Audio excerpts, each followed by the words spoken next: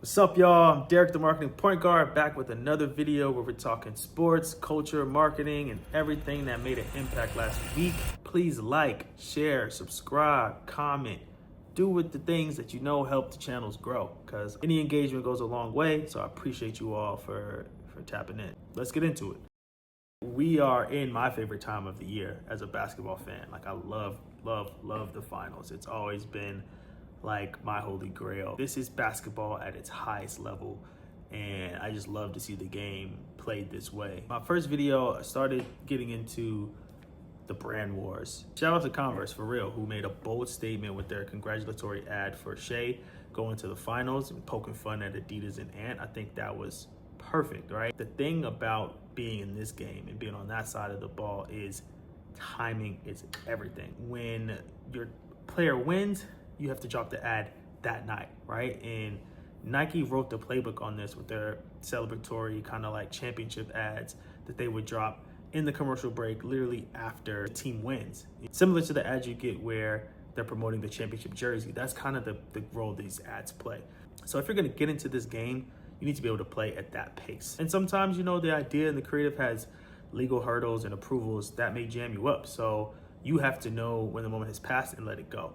So whereas Converse did an expert job of this early in the week, we saw Puma and then the Knicks kind of fumbled through this strategy. So the timing, right? Tyrese Haliburton is having an exceptional playoffs. Although he didn't win conference finals MVP, he's had some statement games in big time moments. I mean, he recreated the Reggie Miller choke in the Garden after that crazy shot that he thought was a game winner, but they still won that game. And you know, if that one historic comeback wasn't enough, they did it again the next game. And Puma was nowhere to be found, right? And there's this whole narrative going around of Tyrese being voted as overrated by his peers. And cool, right? That's how they feel. You being probably his biggest sponsor should have something to say about that. And they waited till after game 4? Huh? Well, I really want to know what the thinking was on that. Yeah, miraculous game 1 comeback. Miraculous game 2 comeback. Big time statement win at home. You don't even do it right after the game. You do it right before game 5 that they went on to lose. You weren't able to capture any of the momentum, any of the conversation, any of the energy, and you just dropped this kind of dud of an ad speaking to his overrated and showing off his new logo, which is, you know, it is what it is. And so I didn't understand that move. Puma has been sharper than this, so I expected a little bit more. I know they're heavy in the LaMelo business, but Tyrese is becoming their biggest star at scale in terms of on the court play. Melo is a huge off the court star, has a huge following amongst the youth, but this is your like marquee performance athlete right now. And you know, you had a great opportunity to unveil something dope and just capture the magic of what they're doing on the court. And they just fumbled it with this like half-assed ad. So that was kind of weird. I do think the logo is pretty cool. So we'll see if the product rollout's much stronger, but that was a complete missed opportunity. They did a little bit better once the games actually closed. They did, you know, kind of a standard carousel swipe ad. Again, calling out the overrated, but I feel like the energy of unveiling his logo could have been a bigger moment if tied to either the close of the series or one of those great games that he had. So just a missed opportunity. If you're playing the reaction game, you got to be ready for those moments. And speaking of missed opportunities, the Knicks did another baffling move last week. All right, I've talked about it before, but the Joey Bada versus the field or the West, whatever you want to call it, was a big moment in hip hop culture, and it really gave him a bigger platform and just a bigger moment. Joey Bada hasn't been looked at in rap in that way, and everything that has gone down a couple weeks ago put him in a new light. And you know, last year we saw the biggest rap battle of all time between Drake and Kendrick, and how regional identities became the winning formula, and what Kendrick was able to lean into from that West Coast LA sound ultimately elevated him and allowed him to create an anthem, not like us for the West Coast, that became a national anthem low key. So you see the blueprint and the tactics that work in that space. And I predicted that Joey Bada could have a moment like that. He started leaning into the New York sound and the Dipset kind of inspired samples and all of that, bringing in Loaded Lux. It was so New York, and you can feel the seeds being planted for like, hey, if the Knicks make a run, he might be able to create the anthem for the Knicks run. And the Knicks did make a run, but they dropped the anthem when they were on the brink of elimination. Like, what? Didn't make any sense. Why are you dropping a go New York, go when they got one last home game or they're out the playoffs? Granted, they did win the game, but it was just weird. It felt more like retaliation instead of a rallying cry. So that was weird. But yeah, the name of the game is timing, right? Do what Converse did, drop immediately, make a statement, be bold, get out of there. Let the rest of the people do the talking. If you miss the moment, it feels weird to try to recapture it. So you got to let it go. Hopefully Puma is better prepared in case Tyrese goes off in the finals, and Converse keeps up the good work if Shai does what I expect them to do and win the finals in 4 or 5 games. Speaking of the finals, we're here. We have 2 teams who are going to win their first ring, in the Oklahoma City Thunder and the Indiana Pacers.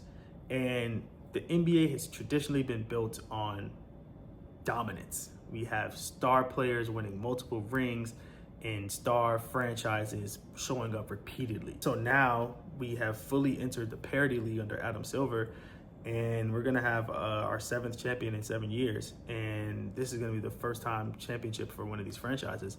And that's a great thing. You hear a lot of chatter about ratings and whatnot, and yes, not the casual fan should not care about that. But as a marketer, what I'm interested in is this opportunity to storytell. You're gonna have the biggest amount of eyeballs on these smaller franchises who play exceptional basketball. So it's an opportunity to showcase your brand at the highest level. I would encourage the broadcast partners to lean into that side of the narrative versus who's not in it. Like, let's talk about what we do have. Oklahoma City has an unbelievable defense, and the Pacers play with incredible pace. So there's a clash of styles that could create for amazing theater and really celebrate the game. Similar to the 2014 Spurs when they played against the Heat, when everybody was wanting to crown LeBron and what's he gonna do next. But that series was a beautiful display of basketball that really set up the last 10 years, to be honest, and influenced the way everybody plays. So we're at a moment that could be as influential as that if we lean into it. And I think from the NBA standpoint, it's that positioning. They did a remarkable job with the Unforgettable Awaits ad. I thought that was an excellent way to take the classic, iconic NBA moments and pair them with everyday life, just to show how it's all connected.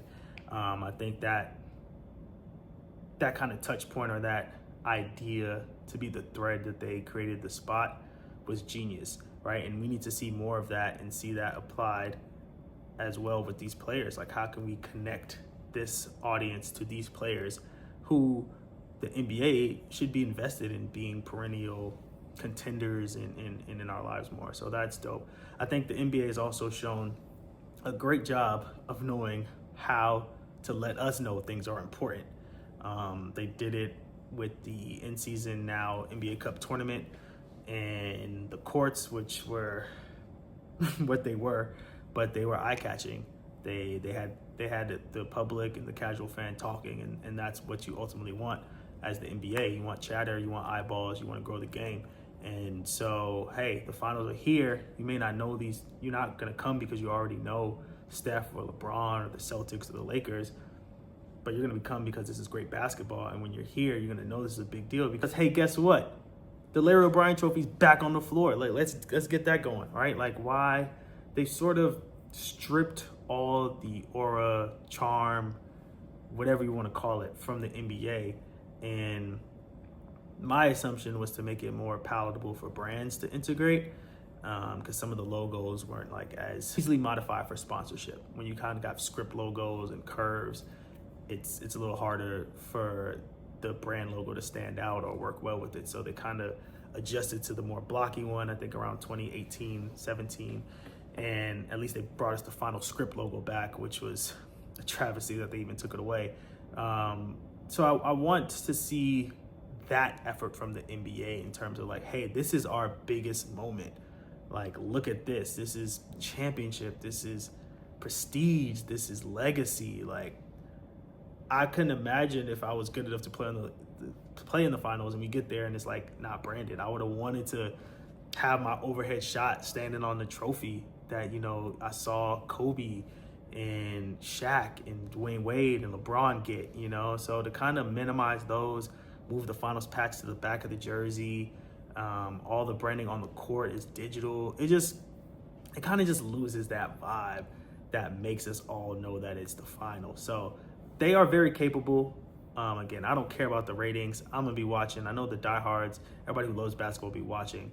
But it's those little tactics and branding moves that they can do from the marketing front to just add to the appeal, add to the allure, make this as big as it should be, honestly, because we're going to get some great basketball, and I'm really looking forward to that.